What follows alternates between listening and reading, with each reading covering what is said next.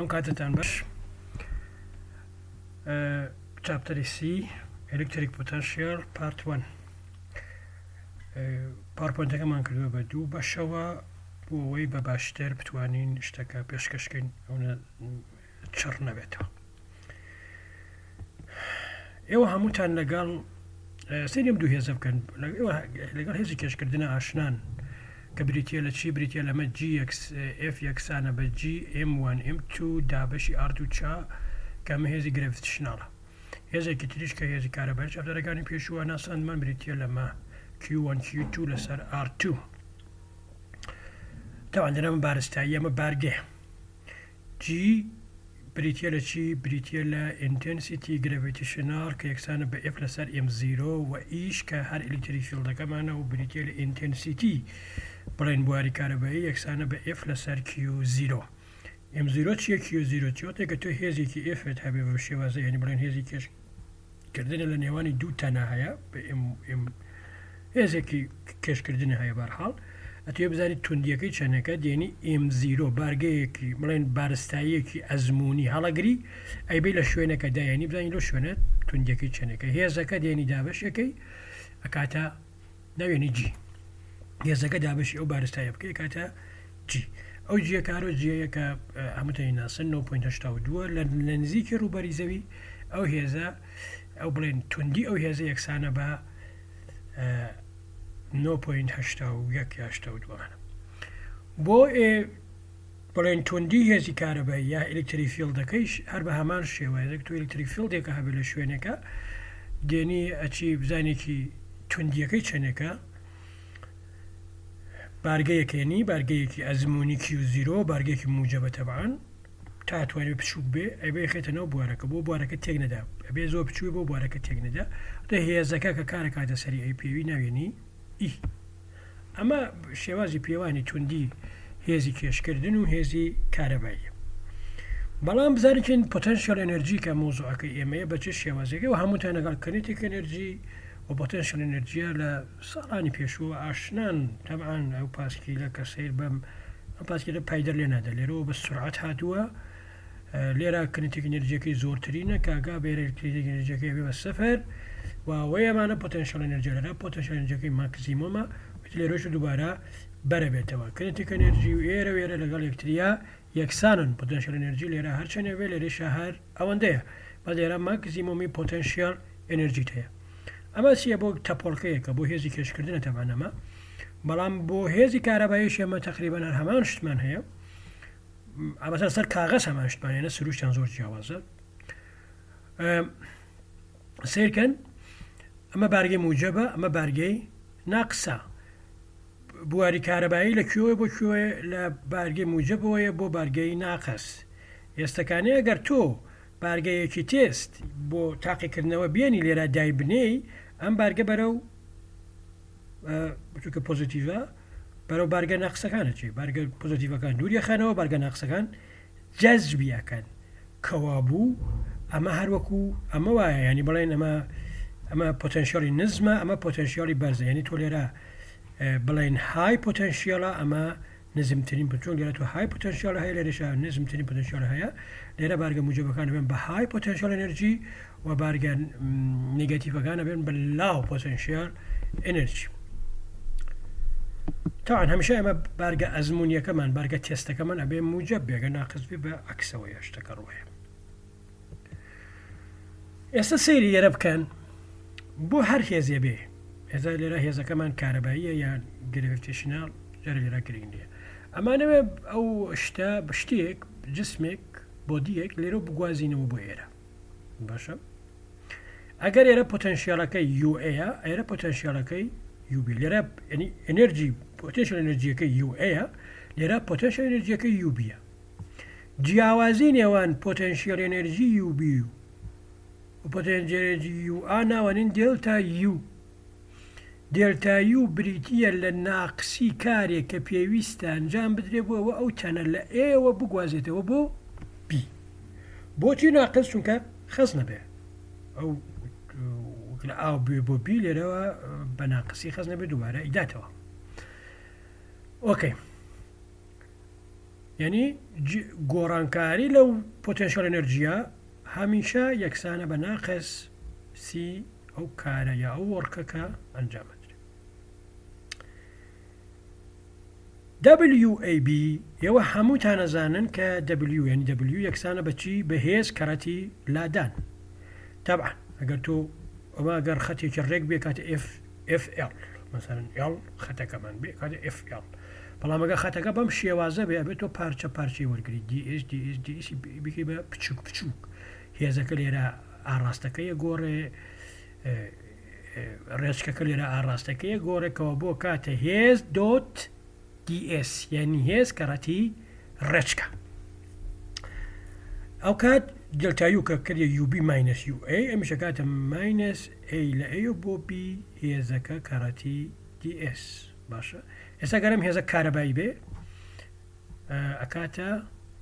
لە جیاتی F ماتوانین چی دابنین؟ EQ دابنین. ئۆکێ و EQ دانی نەکاتە ئەمە جیاوازی پۆتێنشیۆل. جیاوازی پۆتێنشیۆل ئەنەرژی ئەکاتە ئەمەی کە لێرە ئەیبینن. شتێکە گرنگە لێرە بزانین کۆنسەرڤاتیڤ فۆرسە. هێزی کارەبایی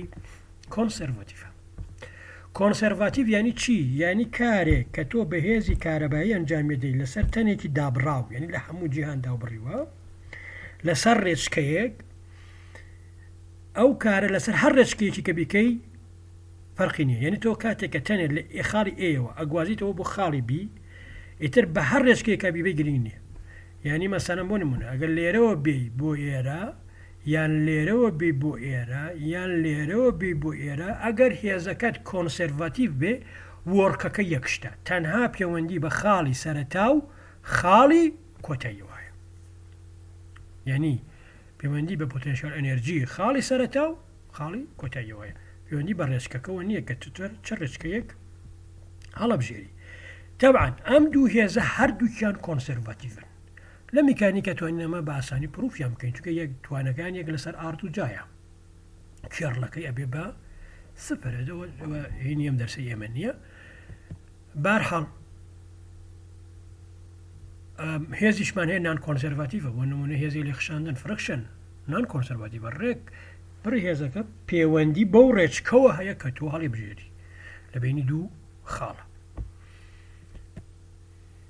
ئێستا با میسالێک بزانێکین پۆتێنشیۆل ئەنەرژی چۆنە. باشاکەن تەنێکمان هەیە ئەمە دوو سیستمێکە بەم شێوازە Q1 Q2 بزانێکین بارگەی Q1 و Q2 بزانێکین پۆتێنشیۆل ئەنەرژی ئەم سیستەمە چەندێکە. ئەم پۆتێنشیۆل ئەنەرژی سیستەمە یعنی چی؟ یعنی تۆ چەندێ وزەت پێویست بووە بۆ ئەوە سیستەمە دروستکەی. وزەت یان ناچێت کەوا بوو وزەکە هەر لێرە هەیە، کە بوو پۆتێنشیۆل ئەنەرژیەکەی تۆیە. ئەم سیستەمە مەسەڵەن Q1 لە شوێنەکەوەنەوە Q2 لە شوێنەکەەوە لە پاڵەکە دادناون،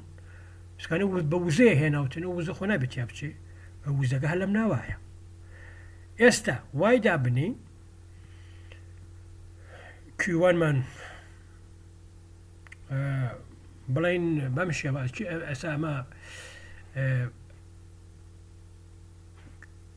Q1 جێگیرەکەین، یعنی هەر دانین Q1 لێرایە Q2 بۆ هێنین. باشە Q2 لە شوێنێکە بە ناوی RI مەسەن لێرە ئەهێنین بۆ شوێنە کە ناوی RP، یعنی لێرەیە کە RIە ئەهێنین بۆ شوێنە کە RP کەوا بە پێ فۆرمولە. باش ئەمە یەکەت یعنی وەکاتە ماینس Q2 RI RB کۆ بارگەت ئەو بارگای ئاهێنی وایە EX DR DR چییە؟ ئەم ئاڕاستەیە ئاڕاستی ئەکسە بەس لێرە ناوێنە DR باش ئەم ئاڕاستە گۆشەی نێوانی ئی بارگێ بڵێن ئاڕەکە ینی بە شێوەی گۆییە ئار بە هەموو ئاڕاستەکانە هەیە،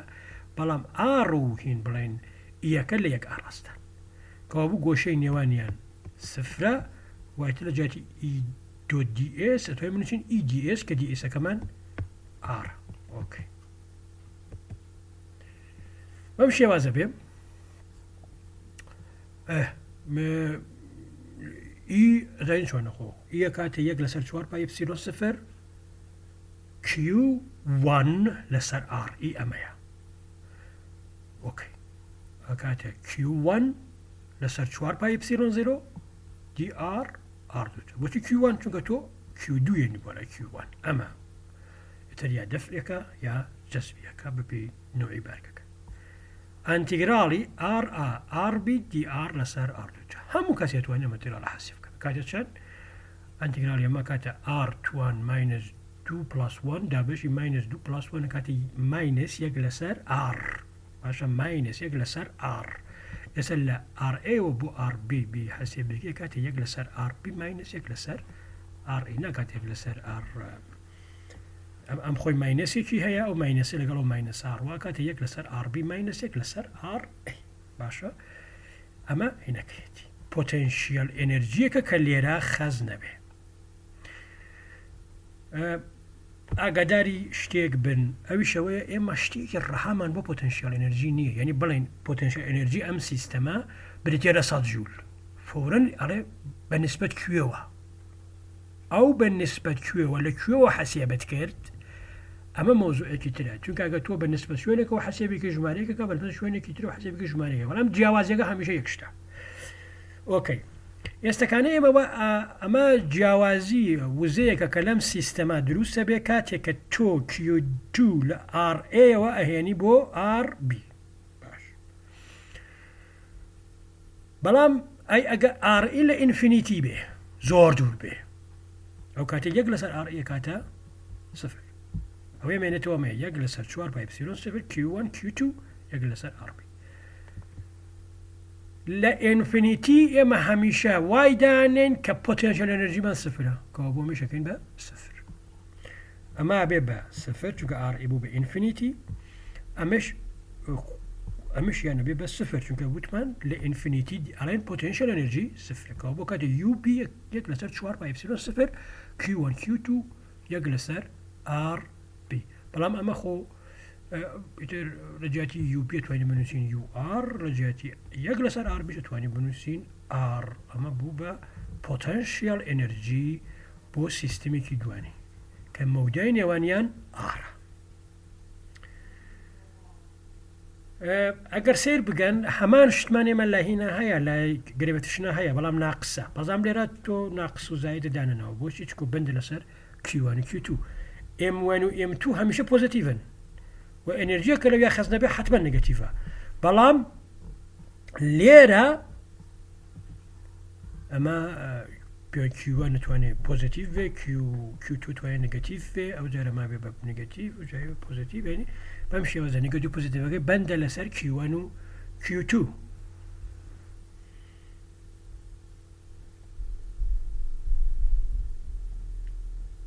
لەو کاتەیە کە هەردووکیان جازیبن ینی هەردووکیانێکیان ناقسێکیان زایدە حتمما نەبێ بە ینی بڵێ نەبێ بە پۆزیتیڤ ئەبێ بە نگەتیڤ بەڵام کاتێک کە هەردووکیان ناقسن یا هەردووکیان پۆزیتیڤ نەبێ بە پۆزیتیڤ ینی وزەکەی تۆ پۆزیتیڤ بێ مثالێک تو پروتون دو دانە پروتۆنمان هەیە لەناو ناوکی ئورانیۆمی 238 ناوکی ئورانیۆمی 238 ئورانیۆمێکە ئەتۆمێکە کە 238 دانە نیوترۆن و پروتۆن لەناو عینەکەی هەبێ بەخۆی 92 دانە پروتۆنی تیا باقیەکەی نۆترۆنە بەڵام 238 دەڵێت جیاوازی ینی بڵێن مەودای نێوانی دوو پروتۆن 6 فێرمی مترە 6 فێمتۆمترە فێمتۆمتر دەتوان ماینەس 15 متر 6 فێمتۆمتر یعنی دەتوان ماینەس 15 متر ئەرە پۆتەنشیەل ئێنەرژیەکەی چەندێکە ئۆکێ هەردووکیان بارگەکەیان موجبە بارگی پروتۆنەونەیە مەوداکە یاونەیە دایەنەی و کە دێچەند 240 کیلو ئەلکترۆن ڤۆڵت پۆزیتیڤە یعنی دەفعەکە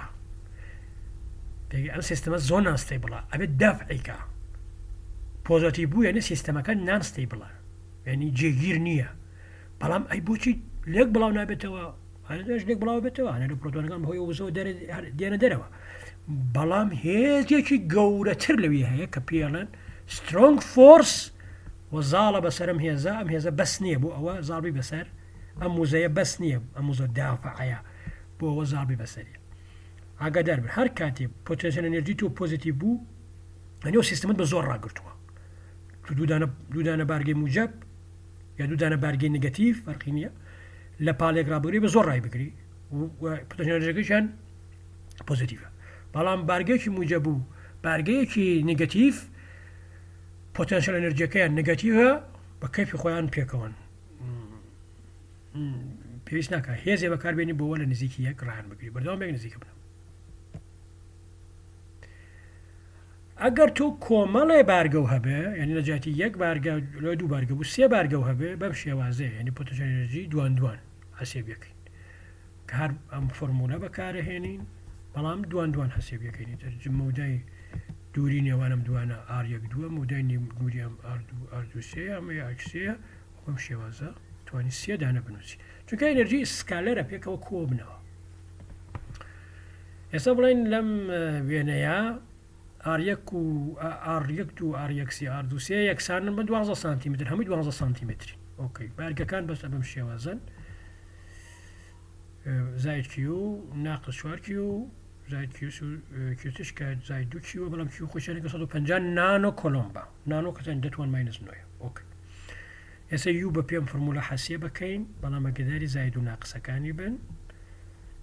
ئەکاتە ناقص ئەکاتە ماینەس 17 مێگا میلی جول باشە ناقصە ئەمە یانی چی؟ یعنی تۆ بۆ هێنانی ئەم بدروستکردنی ئەم سیستەمە هیچ کارە سەرف ناکە کاریش دەیاتی بۆچی چونکە ناقسە یعنی تۆ یەکیان ناقسە و دوانەکەتر موجەبن کۆیانەکاتەوە نزیکیەک یعنی ئیشیشت بۆکە نەتەنها تۆ ئەمانە لە هەرچی بنم تەنۆرکانە کاتێک لە یەکیان کۆکەیتەوە لە جیاتی ئەوە وزە سەرەوەکەی وزەت دەسەکەوێ تێگەی کارێک ئەنجامیەدەی پۆزیتیڤە بەم شێوازە کاتە ئەمە the negative potential energy in case means the negative force would be done by an external agent يعني كارك انجام نادي كارك نيجاتيف يعني كار دەسەکەوێ بۆ وها سیستەمێک دروستکەی بەڕێزانێتە باسی پۆتەنشیەل ئەنەرژیمان کرد لە هەموو ئەم فۆرمولانە کە سیرکەن شتێ مشتەرەکە یعنی تۆ مەسەلەن شتێ هەیە مشتەرەکە ینی سەیرەکەی جیاواز لەوە بارگەکان چی بن ئەمانە شتێکەیە مشتەرەکە وشەوەیە کە تو کاتێککە پۆتەنشیەل ئەنەرژیت هەبێ بزانێکی بڕگە و پۆتەنشیەل ئەنەرژیت شانێکە تەنها پێویستە بارگەیەک ببێ بارگەیەکی ئەزمموی ببێ لەویا دای بنی و وزەکە دابەشی بکەی وزەکە دابش بکەی لە هەر شوێنەکە بێ ئەو کات بڕێکی کەت دەسەکەوێت کە پیاڵن ئەلکتریک پۆتەنشیەل دیفرەنس یعنی تۆ لە جیاتی ئەوە لێرە جیاتی ئەمە UB دابەشی Q1 UA دابەشی UB دابەشی Q2 UA دابەشی Q2 کاتە چیە کاتە هەموو سیستەمەکە دابەشی Q2 ئەو جەردای تۆ ئەنەرژی لە جیاتی پۆتەنشیەل ئەنەرژی خودی پۆتەنشیەل تەبێ ئەمە یارمەتی دەرە بۆ سادەکردنەوەی شتەکان خۆی لە ئەساسا ئیش نییە ینی شتێکی جیاواز لە پۆتەنشیەل ئەمە هەتوو هەموو کارات توانێت تۆ بە پۆتەنشیەل ئەنەرژی بیکەی بەڵام وەکو مەفهومێ وەکو شتێ زۆرتر ئەلکتریک پۆتەنشیەل ینی بڵێن پۆتەنشیەل بەجەنها بەکارێت ئەنەرژی لەگەڵا ناڵێن بەڵام بڕاکەی فەرقیەیە و یەکەکەشی فەرقی هەیە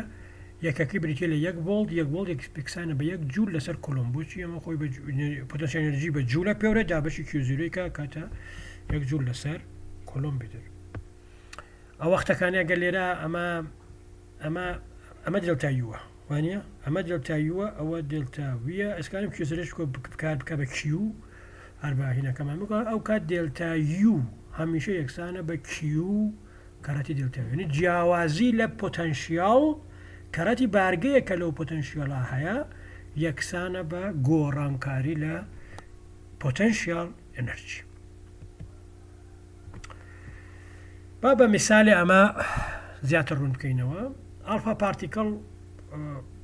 پرێتێ لە 2 پرۆتۆن و 2 نوترۆن کۆ بەڵام بارگەکەی نوترۆن بارگەی نییە کاتە بارگەکە 2 ئەلکترۆن بارگەکەی چونکە بارگە پرۆتۆن نوترۆن خۆ یەکسانە کاتە 2 ئۆکەی ئەڵێنە ئەم ئالفا پارتیکڵە لە ناو نیکلێر ئەکسلەرەیتەرەکە لە یەکێک لە ئینەکانەوە دێتە ژوورەوە لە خاڵێکەوە دێتە ژوورەوە لە خاڵ لە دەرگایەوە دێتە ژوورەوە لە دەرگایەکەوە ڕواتە دەرەوە پۆتەنشیێلی دەرگای یەکەم ئەو نەیە 6.5 کەڕەتی دەتوان 6 و ئەوەکەی تریشیان سفرە چەندێ وزە وەرەگرێ یا پۆتەنشیێلی ئەنرژیەکەی چەندێک زۆر ئاسانە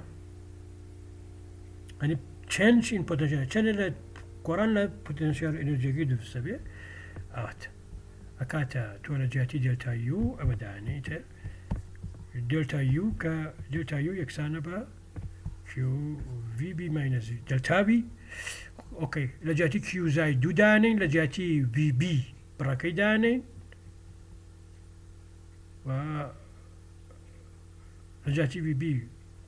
بەڵێ سفرە بڕەکەی لە جیاتی VH بڕەکەی دانین لە جیاتی بارگەکەشەوەمان داناوە دوو دانەیە وانە دوو دانەیەوەت کەەوە بوو ئەوەکەت یعنی هیچ هێزێک پێویست ناکە خۆی هیچ هێزت وەست بۆ ئەوە ئەو ئەلفا پارتیکڵا وزەکەی بەرز بتەوە هیچ هێزێکی دەرەکی پێویست نییە چونکە خۆی یعنی مەڵان چونکە بارگەکەی موجبە چێتەنەوە ئەو سیستەمەوە ئەو سیستەمە ماشاکە لە پۆتەنشیالی بەرزەوە ئەڕوا بۆ پۆتەنشیالی نزم یعنی وەکۆ وایە لەسەرەوە هەنێ بارگەی موجە بدانا بێت لە خوارەوە هەرێ بارگەی نگەتیڤ باشە ئەڕوا بۆ بارگەی نزم هەنی خۆی ئەڕوا هەڵا ئەگەر هیچ هێزێکی دەرەجی بەڕێکار نەکاتە سەر ئەم هینە هین لە هینەکەی چەندێکە دلتاکە یەکسانە بە چەند دێوایە دلتاکە یەکسانە بە پاشاکە کۆی وزە یەکسانە بە وزەی پۆتەنشیال ئەنرژی پلاس کینێتیک ئەنرژی باشە گۆڕانکاری لە وزەی گشتی یەکسانە بە گۆڕانکاری لە وزەی بڵێن ماتەوزە یا پۆتەنشیال ئەنرژی پلاس گۆڕانکاری لە دلتاکی کۆی وزە ناگۆڕێ کەوا بۆ دلتایی یەکسانە بە سفرەوەت کەوا بۆ دلتاکە یەکسانە بە دلتایی و یعنی گۆڕانکاری لە کینێتیک ئەنرژی یەکسانە بە گۆڕانکاری لە پۆتەنشیال ئەنرژی کاکاتە هەنی ئەگەر بڕی گۆڕانەکە بە شێوەی نگەتیڤ ماینەس 2.1 بوو بێ ینی بڕی گۆڕان لە پۆتەنشیال ئەنرژیە بە شێوەی نگەتیڤ حتمما لە کینێتیک ئەنرژیە بە شێوەی پۆزیتیڤ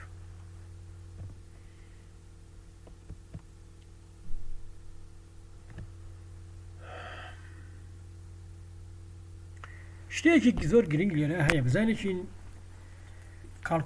calculating the potential from the field باشە بزانێکین پەیوەندی نێوان electric field و پۆتەنشیال بە چ شێوازەکە ئێستا تۆ ئەمە لێرە هەم ئەمە لێرە بوارێکی کارەباییمان هەیە بەرەو خوارەوە وەکەی ئاڕاستەکەی بەرەو خوارەوەی بارگەیەکە لێرە داناوە Q0 باشە ئەم بارگەیە هێزێک کارەکاتە سەری یەکسانە بە Q0E وانە ئەو وەختەکانی ئەمانەوێت لە ئێوە بیبین بۆ B بارگەکەمان موجبە کەوە بە زۆر ببین بە شەق ببین بە عەکسەوە ببین وانە کەوا بۆ تا بارگەکە موجب بەرەو خوارەوە دێ ئێمەمانەوێت لە ئێوە ببین بۆ B کەوا بۆ WAB یەکسانە بە Fx دلتا X Fxەکە چەندێکە ناقص Q0E چەندێکە بێ بیبی بە ڕادی LAB وانە کەوا بوو دلتا Xەکەت L کابوو WAB یەکسانە بە ماینەس Q0E ئۆکەی دلتا U بە پێی هەر لە سەرەتا وتمان گۆڕان لە پۆتەنشیال ئەنرژی یەکسانە بە ناقسی وەرک کارەکەمان ئۆکەی کەوا بوو ئێستەکانی لە جیاتی دلتا U یەکسانە بە چی UB ماینەس U0 باشە و ئەمەش یەکسانە بە ماینەس WAB کار ئیشەکە دابەشی Q0 کە هەردوو لە باشە ئەما کاتێکی VB ماینەس VA ماینەس WAB دابەشی Q0 بە پێ ئەما کاتێکی ماینەسێکی کاتە EL کەوا بوو گۆڕانکاری لە پۆتەنشیال یەکسانە بە ئەلێکتریک فیلد کەڕەتی L ئەو مەودایەکە ئەیبڕێ دووری نێوان ئەو دوو خاڵە وەکو هینێک حەسەکانە با ئەمە خەتێکی ڕێکە بەزەکە توانکرێ خەتێکی ڕێک نەبێ ینی مەسڵین ئەڕێکرێ ئەو ئەلێکتریک فیلدەکەمانەوە یەکجۆر نەبێ کراوە بێ باشە لاروجێر بێ ئەو کات لە ئێوە بڕۆ بۆ بی بەمشێ لەسەر ئەم کێرڤە بڕۆ ئەو کاتە تۆ تەنها شتێکە گۆڕە لێرە WF ئایبەکەت ئەو فۆرمۆ سادەی نییە ئەم ئەنتیگراڵەیە ئەکاتە لە ئێوە بۆ بی F.ds سەر پارچێکی بچووک لەسەر ئەوە لە نێوانی DS و بڵێن ئلکتریک فیلدا گۆشەیەک دروسە بێ گۆشەیەکی تێتە ئەو کاتە VB ماینس ئەم یاریانە بکەی باشە هەرم یاریانەیە فەرقی نییە تەنها لە جیاتی WAبێکاوە ئەنتیگراڵەمەداناوە تەنها لە جیاتی Wکە ئەوە ئەنتیگراڵەمەدانەوە کە لێرە هەیە ئەکاتە ئەمە یعنی VB ماینس VA یەکسانە بە ماینس A لە ئێوە بۆ B.DS باشە وتمان پۆتەنشەل ئەنەرژی کە تۆڵێ پۆتەنشەل ئەنەرژی سیستەمێ 100 جوولە لە ڕێوە لێتە پرسن ئەرێ لەکوێوە حەسیە بەرکرد بە پێی کام خاڵ چونکە وتمان بەندە لەسەر ئەو خاڵی کە لێەوە حەسیە بێکی ئەنی بڵێن بەڵام جیاوازی هەمیشە یەک شتە ئەگەر ئێمە بین ئەم ئەیە بڵێن لە پۆتەنشیاڵی ئەم ئەیە سفر دابین هەر بە اختیاری بەخکەیفی خۆمان هەڵێن پۆتەنشیاڵی VA سفر ئەو کاتە VB بە پێی ئەوە حەسیە بکەین ناوێنین VP باشێتە ئەوە نەنووسین VP یەکسانە بە ماینس تر ئەم ئەیە لەکوێیە لە ئینفینیتیە پۆتەنشیال لە ئینفینیتی سفردانین سفردانین هەر وەکوەکەی پێشوی باسمان کرد پۆتەنشیال لە ئینفینیتی سفردانین لە جیاتی بیانووسین P.ds ماینسە لێرە VP کاتە ئەنی لە جیاتی ئەمە بنووسینە مانووسین پۆتەنشیال لە هەر خاڵێکا بەم شێوازە دۆزرێتەوە ئەگە لە ناو ئەلکتریک فیلدەکە بێ ئەبێ لە ئینفینیتیەوە بێنی حەسێبی بکەی ئەلکتریک فیلد کارەتی مەوداکە ئەو مەوداکەی بڕی لە ئینفینیتیەوە بۆ پی ئەنتیگراڵی سەمپل پرۆبلەمە مایەسەکانە بم پرۆبلەمە سادەیە شتەکەمان باشتر بۆ ڕوو نەبێتەوە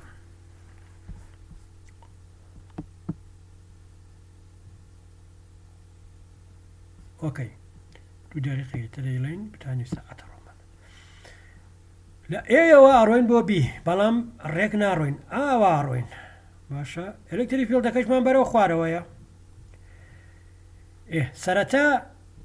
لە بزانێکین ئێوە بۆ سی یعنی VC ماینس VA حەسیە بکەین کاتە چی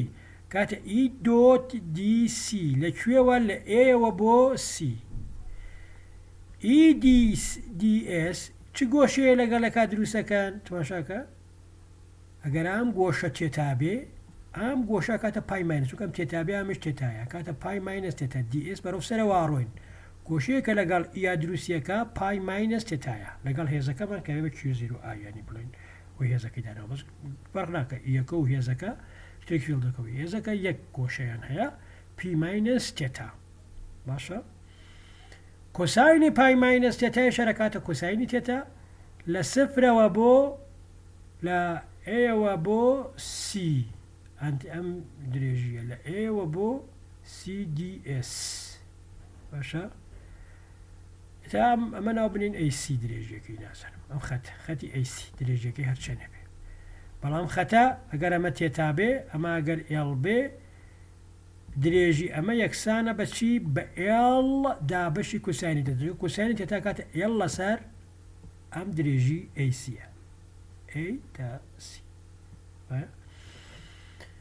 کەوا بوو VC سکانێت لە جیاتی DS درێژی ئەیتاسی کاتە AC کە ئەوشە کاتە L لەسەر کوساینی تێتا چکۆ تێتایە کاتە ڕوا کاتە EL کەوا بوو جیاوازی پۆتەنشیال لە نێوانی VC تاوی E ئەکاتە چی EL ئەی لە VCەوە بۆ VB لە VCەوە بۆ VB ئەکاتە سفر بۆچی چونکە گۆشەی نێوانیان 90 دەرەجەیە کۆساینی 90 دەکاتە چەند کاتە سفر گۆشەی نێوانیان 90 دەرەجەیە کۆساینی 90 دەکاتە سفر کەوا بوو VB ماینس VA لە ئاساسە یەکسانە بە V B minus VC plus VC minus VA یەکسانە بە 0 plus EL لە کاتە EL هەها بوو بەو درێژیە کە لە بینی ئەم دوودانە خەتا هەیە باشە یعنی کردی جیاوازی پۆتەنشیال لە ناو بوارێکە جیاوازی پۆتەنشیالی نێوان دوو خاڵی A و B کە مۆدێ دووریەکەیان ئێڵا ئەکاتە ئەلکتریک فیلد کەڕەتی ئەڵات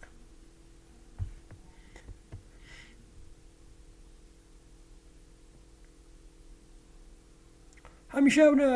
ڕێک نییە شتەکان ینی بەڵێن ئەکرێ ئاوا بێ ئەمە زۆر خۆش و ڕێک و پێکە کرێ ئاوا بێ ینی بڵێن بەم شێوازە بێ بارگەیەکمان هەیە باشە ئێستا بزانێکین پۆتەنشیالی ئەمە پۆتەنشیال لێرە ئەنی بڵێن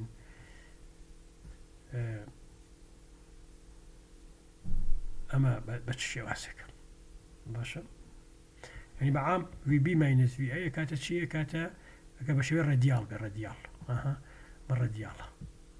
تو بارگێکی تەنهات هەبێ ئەلکتریک فیلدەکە لی دێتە دەرەوە ئەو کاتە DA سەر DR DR و E لە یەک ئاراستان گۆشەی نێوانیان سفرە کوساینی سفریش یەکە کەەوە بەرتوانین ئەوە بینوسین لە R ئێوە بۆ RB ئێستا ئەمە ئینەکەمانە لەسەر ئەو ئینە لە ئێوە ئەیهێنین بۆ B باشە لە جیاتی E چی دانین خۆی دانین هینی بارگەیە چەندێکە یەک لەسەر 4 پای ئەپسیلۆن سفر R دووجا لە R ئێوە بۆ RB DR لەسەر R دووجا خۆی ئەوەی شەروکەکەی پێشوو کە بۆیە پۆتەنشیال ئەنەرژیەکە حەسیبمان کرد چونکە DR هینا ئەنی بڵێن ئەکاتە یەک لەسەر R ماینەسێکیشی هەیە ئەو ماینەسە لەگەڵ ماینەساڕوە یەک لەسەر RB ماینەس یەک لەسەر RE ئەمە جاتیوانی هەروای لێ بکەین بڵێن RE بڵێن ئەو بارگەمان لە ئینفینیتیە هێناوەتە ئەبین بۆ RB کەەوە بوو ئەگەر RA لە ئینفینیتی بێ RB کاتە R وەتەواو وەرجاتی VB minus VA شەکان ئەنووسین V هەر بە کورتی ئەنووسین پۆتەنشیال لە دەوروبەری بارگەیەکە کە بەم فۆرمولە هەسێ بێ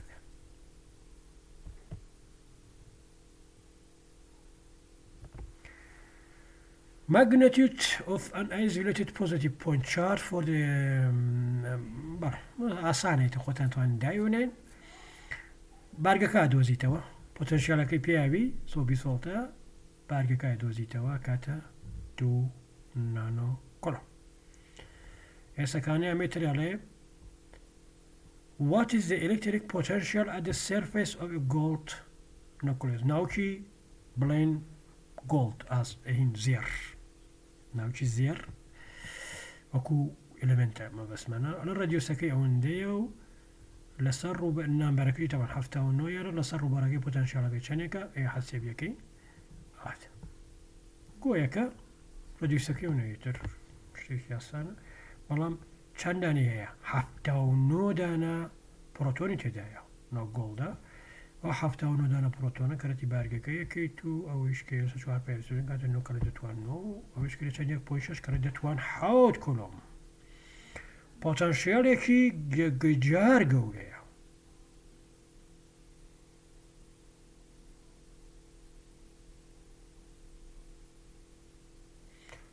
بەڵام بۆچی دەوری نییە دەرە دەرنانێ 79 دانە ئەلکترۆنیشی بە دۆرەوە هەیە ئەوانشەمان کارەکەن هەنیتر ئەوەیەکە ئەو 79 پێکەوەڕۆنە یەک پۆی 6 کە دەتوان 7 ڤۆڵتە بە پۆزیتیڤی 1.6 کە دەتوان 7 ڤۆڵت بە نیگەتیڤیش یەکەی ئەلکترۆنەکانە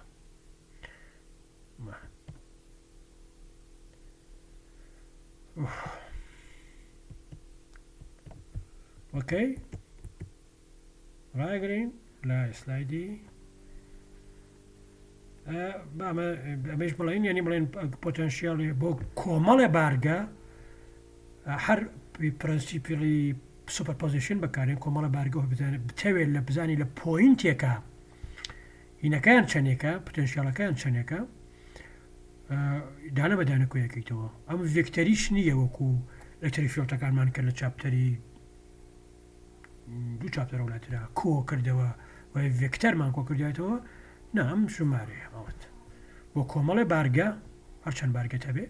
هەموویان پۆتەنشیالەکەیان یەک لەسەر 4 پای پسیلۆن سفر کیو لەسەر ئاڕا کۆی کەرەوە ئەمە کۆنستانتە لە بینی هەمویانە هاو بەشە لە سێکمەکە دیتە دەرەوە تا تۆزە دیکە بۆ باقیەکەی